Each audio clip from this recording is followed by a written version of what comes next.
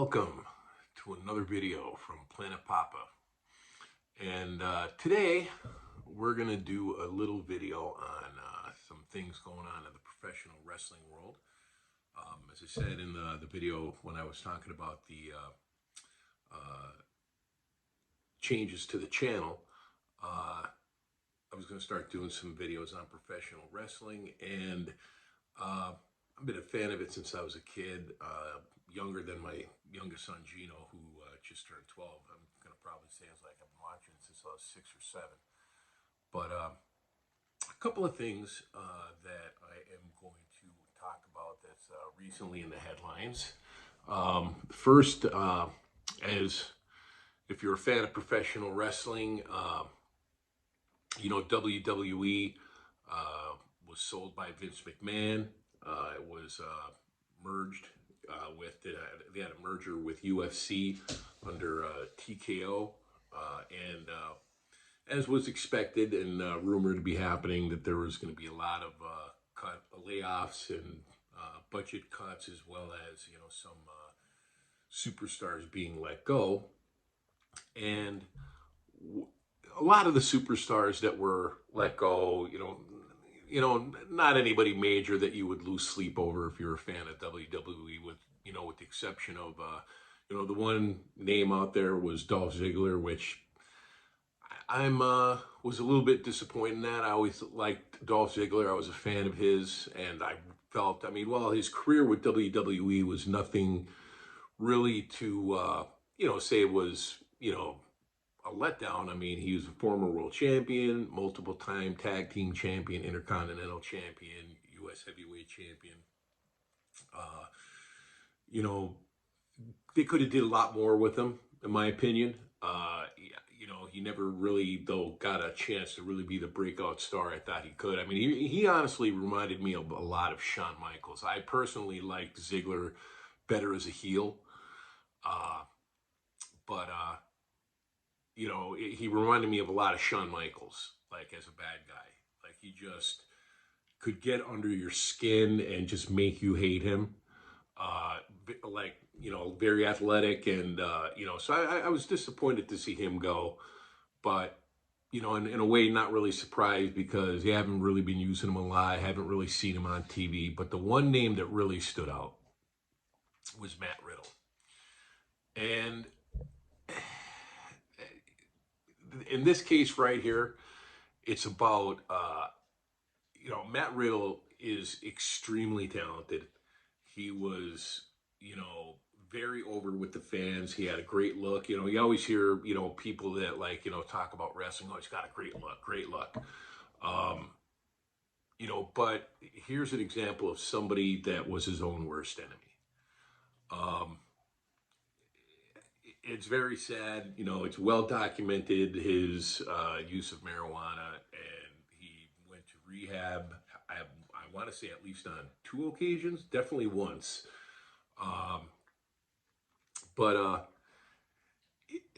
And then, there was a lot of other stuff that went on outside of the ring. There was incidents where he was accused of sexual assault, that charges were later dropped. There was, issues where he was calling out wrestlers. I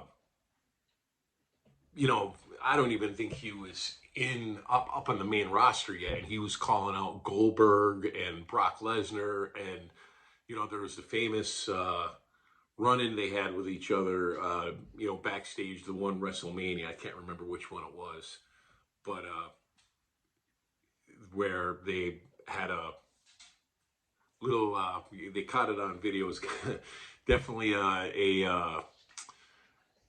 was a, not a, physical, but you could tell there was a lot of animosity there in that altercation. And when you're calling out the big dogs like that and making comments and being, talking trash about them, you're not, you're going after, some of the big power players in WWE. And you're not going to win that. So, I'm sure backstage, while you got to admire, his confidence in his ability and to work with these big stars, he didn't make a lot of friends. We'll just say that. He didn't make a lot of friends. But I mean, then more recently, there was the incident in New York at the airport. I think it was JFK Airport in New York City, where he was visibly intoxicated, according to reports, and causing a scene. And then the police were called, and he went onto Twitter saying that he was sexually assaulted by the police at the airport. And then the post was immediately deleted not long after that, but not before it definitely made its rounds in the press and everything. So I think that was the straw that broke the camel's back. But I mean, this is a guy that is just super talented, and he's great on the mic. He's over with the fans, but at this point in his career, he definitely should have been one of the top players in the company. But like I said, he keeps shooting himself in the foot. He can't get out of his own way. You don't know if there's other things going on in the background that they're not really talking about. But I mean, I just hope that he does get his stuff together, because I think he's definitely, got a future in the business, and he has the ability to make it in the business. But when you keep shooting yourself in the foot and you're your own worst enemy, you're not helping yourself. I mean, I really feel that, if he got his act straightened out, I mean, I really feel that he's somebody that, you may have been, a future world champion. I mean, he's just, he burned too many bridges, and, didn't help himself with things he said and how he acted outside of the company. And, he paid the price for it. I mean, hopefully he can straighten himself out. I'm sure he'll end up somewhere, maybe AEW or TNA or something, but it's just, it's somebody that, and I know a lot of people are going to say, well, you look at the Usos, they had DUIs, and Randy Orton was well documented, with his, the problems he got into when he was younger, but Randy Orton grew out of it. And, and I'm not downplaying the Usos with their DUIs. I'm not downplaying that. I mean, that's a serious offense, and you could, kill somebody or yourself. But, as far as, you don't hear of any other issues or incidents with them, behind the scenes like that you heard with Riddle. And, the fact of the matter is this, and it's unfortunate, but you look who they're related to. The Rock, Roman Reigns. I mean, that's a power family in WWE. So they're going to get more leeway than Matt Riddle. I mean, it sucks. It's not right. It's not fair.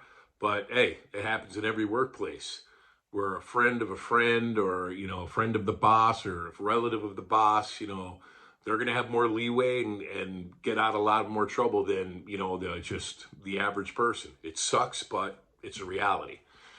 So, I mean, hopefully he gets everything straightened out. We'll see, like the one thing we've learned about WWE, they definitely give, second chances if you show you've changed, so who knows, maybe somewhere down the road, he'll get brought back, if he can straighten himself out. But, he seems like a pretty, different kind of cat than, most of us. So we'll see what happens. And then the other thing, which has happened this weekend, is Adam Copeland, formerly known as Edge, with WWE, made his debut for AEW. And it's, here's the thing. I mean, I know that, Tony Khan in the media scrum with Edge saying, oh, he's on a full-time contract, and he's going to be, performing every week and this and that. But here's the thing, though. AEW's schedule is not like, WWE's. WWE is a heavy schedule. Even, like where, things may not be as heavy as it was, prior to COVID, but they still do a lot of house shows, things like that. AEW doesn't do that. And, I know in the media scrum that Adam said that he wants to work a full-time schedule, and he would felt limited in WWE, where just coming in every 3 months. I'm quite sure that if Edge, Adam Edge said that, hey, I want to work a full-time schedule and come back, but I'm sure WWE would have obliged that, and would have, if he was willing to do that, would definitely have offered the money. But for some, one of the things, especially these older superstars, is they don't like the demanding schedule that, and he could say that all he wants, but it's well documented. They don't like the demanding schedule of the WWE. That's why Chris Jericho has said that in the past, John Moxley, a lot of wrestlers have said, the demanding schedule is just too rough and they don't like it. And you look at and like I said, they're saying it now that he's going to be wrestling a lot. He's going to be this and that. And so time will tell, but, also you wonder why maybe if he wanted to wrestle more full time and, be on a heavier schedule, was there concerns about his neck? That could be another thing. Maybe WWE says, look, we don't feel comfortable going out and wrestling, a heavy schedule, because at the end of the day, if something happens, WWE is responsible. Why'd you put him in the ring for? Why'd you give him the heavy schedule? You have to, look out for the benefits of the. You look at a few years ago when some of these wrestlers sued Vince McMahon over health issues they've had since they've retired. Some of these wrestlers in the lawsuit were in the WWE literally for 5 minutes, and yet they're in the lawsuit suing WWE. Some of the wrestlers, like I said, some of these wrestlers that were in ECW or came over and that were in the lawsuit, literally were here for 5 minutes, and yet they're in the lawsuit. So, if something ever happened, even with Bryan Danielson, I know he was on limited dates with WWE, but at the end of the day, if something happens, WWE is responsible. And, so you have to keep that in mind. But, even the contract he was on with, when he came back in 2020, it was a 3-year deal. It was for 25 appearances a year. And I think it was initially 5 matches a year. But then he definitely wrestled more than that. So maybe they changed it to get more dates in there. But I'm really thinking that's probably what you're going to see. Just maybe, like I said, not the long layoffs. I think that's probably really a lot what you're going to see, where, I don't think you're going to see Edge wrestling every single week, every single pay-per-view. I just don't see it. And like I said, I may be way off. Time will tell. But remember something though. An appearance is entirely different from wrestling a match. An appearance could be something as simple as a backstage segment, an in-ring segment, or a run-in, or an in-ring promo, or some type of thing going on with one of the other wrestlers, but not necessarily a match. That's entirely different. So I don't think you're going to see Edge wrestling a schedule like he did before he retired. I just don't see it happening. And I'm not saying, but the way, me watching that media scrum last night, Edge made it seem like he's wrestling 3 times a week, 52 weeks a year, and I just don't see it happening. Like I said, time will tell, because I don't think physically with his neck the way it is. He could say it's fully healed and this and that, but he had triple fusion neck surgery. So, I'm sure there's got to be some consideration with that. I mean, I wish him all the best. I mean, some of the positives with him, though, showing up in AEW is it leaves a lot of matches that you never saw before with Edge. Samoa Joe, Sting, MJF, Adam Cole. I mean, I think that's going to be, pretty good. Plus, I'm sure they're going to throw out one last Hardys and, you know, Edge and Christian match. But it's just, it's a little bit rough because, Edge was one of the last tie-offs to, the Attitude Era. And, the thing is this with, everybody talks about the Attitude Era and, The Undertaker gets his due and, of course, Stone Cold and The Rock and Triple H, and rightfully so, Mick Foley. But one of the things that really helped the WWE in the Attitude Era was the tag team division, because the tag team division has never gotten its due respect from WWE, with the exception of the Attitude Era. I mean, those matches with Edge and Christian versus the Hardys and the Dudley Boys and the triple threat matches and the tables, ladders, and chairs, they were, a lot of people think they were just as good, if not better, than the main events. And so, I mean, it's sad to see him go, but like I said, I mean, it's good for wrestling, having, one company as the be all end all is not good. So, and competition makes everybody better. It helps out everybody. So, I think he'll do great there. And like I said, I mean, I hope I'm wrong, but I just don't see him doing if you think you're going to see him wrestling 2 or 3 times a week on the TV shows, first of all, you got to get other wrestlers in there. With the size of the talent pool they have there, and they're paying these people just to sit on the sidelines, that's another reason why I don't think it's going to happen. But I know like a lot of fans, like WWE fans, are like mad, saying, oh, they should have signed him, let him wrestle full time, or, they should have gave him the money.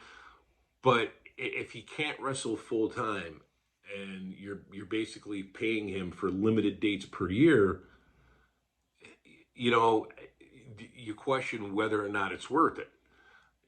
And, no knock on Edge. I mean, people say, oh, look at John Cena. He's coming back and he's taking a spot from a wrestler that, worked all year, or The Rock, or, The Undertaker was the OG of the part-time schedule, coming back just to work WrestleMania. They complained about that, but you can't have it both ways, though. When you have a guy, wrestling limited dates per year, taking a couple of months off at a time, and I know he's going to point the finger at WWE and say, well, I wanted to wrestle more. Well, now we'll find out. We'll find out, because I think the dates you see him working, be it an appearance or wrestling a match, I think it's going to be very similar to what you saw him doing in WWE. Time will tell. But let me know what you think about both what I talked about with Edge, formerly Edge, known going by his real name in AEW, Adam Copeland, Matt Riddle. Also, great to see that Edge, Adam. I'm going to call him Edge forever because that's what I remember him as. But Adam, glad to see he got his theme music back. I mean, that was pretty cool to hear, and the reaction. One of the best theme songs in wrestling, in my opinion. But let me know what you think.